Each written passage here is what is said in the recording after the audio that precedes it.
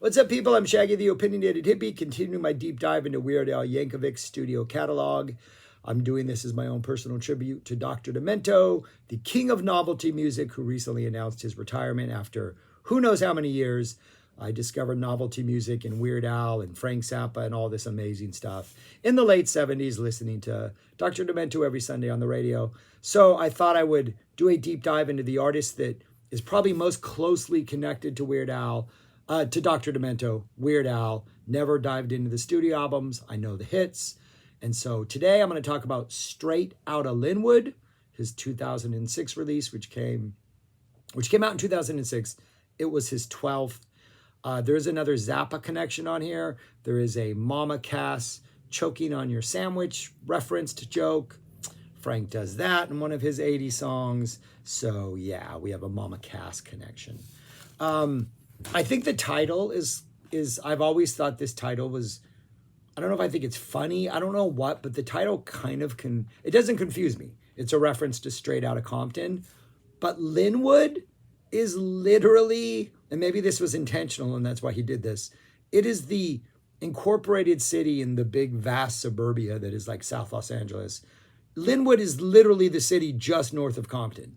Like there is a street somewhere in that area south of the 105 or right at the 105 where Lynwood is here and Compton is here, and you can literally stand in both cities at once.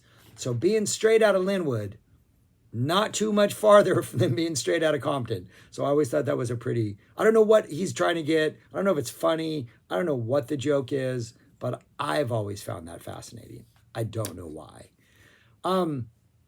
A couple more hip hop things. He's been pretty successful, I think, with his hip hop parodies. I thought his Eminem one from the previous album was good. Amish Paradise obviously was good. He's got a couple more on here, and I think one of them is definitely ranks up there with one of the best things he's ever done.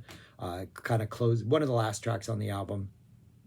But I'm going to talk about this album, talk about the songs. I'm not going to play any music, then I'll rank it among the other 11 when I'm done.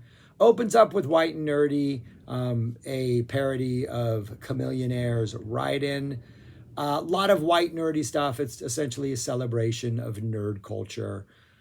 It's a pretty good, recreation of the hip hop track. The nerd culture thing at this point in time, 20 years after that is just dated, I guess. So many people have done it in so many ways that it just, plus in the poetry slam community, there's a number of poets who made their name by doing like nerd related poems. And to me, it's a tired shtick. And so lyrically, I just kind of like, okay, I know this was a big hit of his, but it's probably a song of empowerment for people, and much props to that. But I don't know, it's played out at this point in time. Did not age well. Next is Pancreas, which is like a Beach Boys inspired song. There is a really strong God Only Knows melody in here that absolutely disturbs me because it does then not go into God Only Knows. And that makes me then have to go listen to God Only Knows. God only knows what I'd be without. Oh, what a perfect song.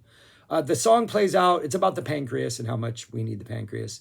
Kind of plays out like a Good Vibrations with a lot of little like segments and stuff like that. Really, it makes me want to go listen to Smile, that recent version of this, or it makes me have to go listen to God Only Knows to kind of cleanse my palate. So it is an obvious Beach Boys tribute, but it just, I don't know. It just makes me want to listen to the Beach Boys. Next is Canadian Idiot, which is really hard to listen to right now. It's a Green Day American Idiot parody, only because of where we are politically in the world. And Canada, I wish, hey, it looks good up in the Great White North from down here in Texas, where things are rougher than ever for a lot of reasons. Natural disasters, our politics, our government. So it's just a bunch of Canadian jokes. Reminds me of Bob and Doug McKenzie. Made me want to go back and pull out my Bob and Doug McKenzie album, the Great White North or whatever that one was, the one that has Take Off with Geddy Lee on it. So, but it's just a bunch of Canadian references, Canadian jokes.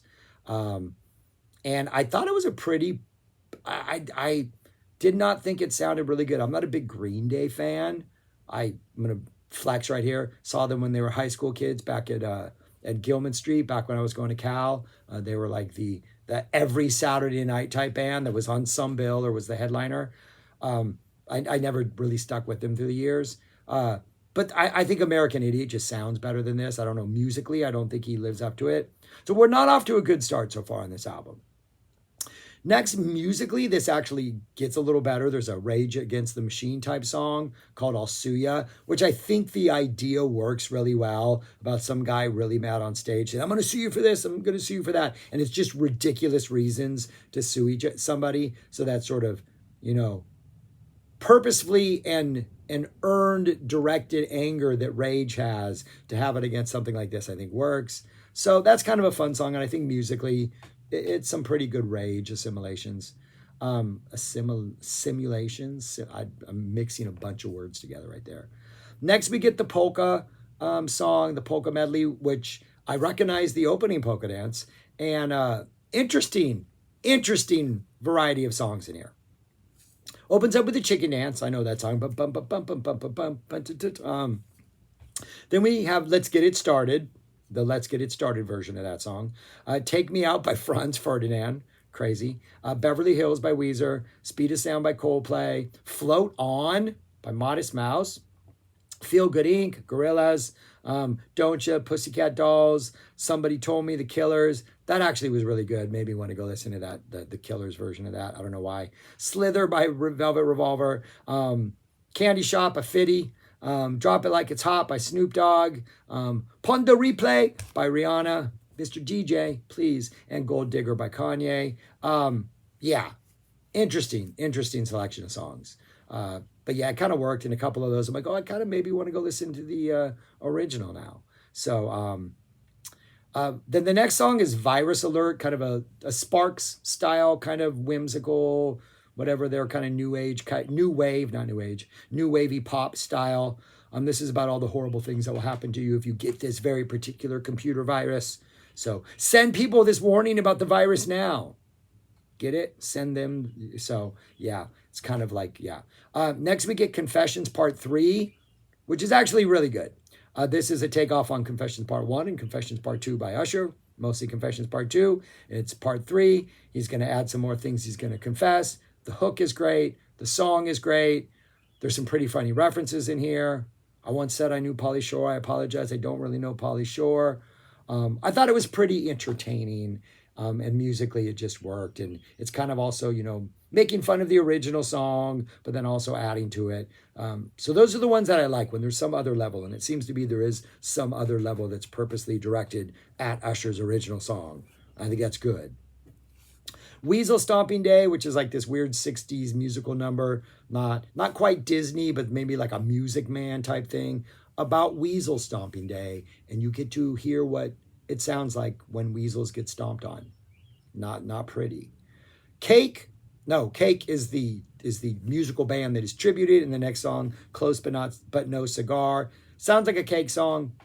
I'm not a Cake fan. So it's about a hot girl who has these like silly red flags, like, she's hot. I went to her house. She's got a DVD copy of Joe Dirt. Oh no, Close but No Cigar. And it's to the musical stylings of Cake. But it doesn't quite have that energy that the better Cake songs have. Then we get a Taylor Hicks, Do I Make You Proud, a song called Do I Creep You Out, which is another stalker song. I think Melanie was the previous one, right? This time there's a restraining order. I think Weird Al's the only person that'd be like, dude, let's write a really funny song about a guy who's a really disturbing stalker, and it's so bad that the woman has to get a restraining order. Like, I think Weird Al might be the most innocent person in the world, but I don't know. The song just like, I guess. I think he's trying to be funny. Like, I think one of the lines is, I want to collect your t-shirts so I can like smell like your armpit sweat. And it's meant to be funny, but I think that's what real stalkers do, if I'm not mistaken. So, I don't know. It's an interesting song. And I've never heard the Taylor Hicks version in my life. And then we arrive at Pure Genius. Pure Genius. A 10.5 minute, maybe even longer, not longer than 11, parody of R. Kelly's Trapped in the Closet, called Trapped in the Drive-Thru.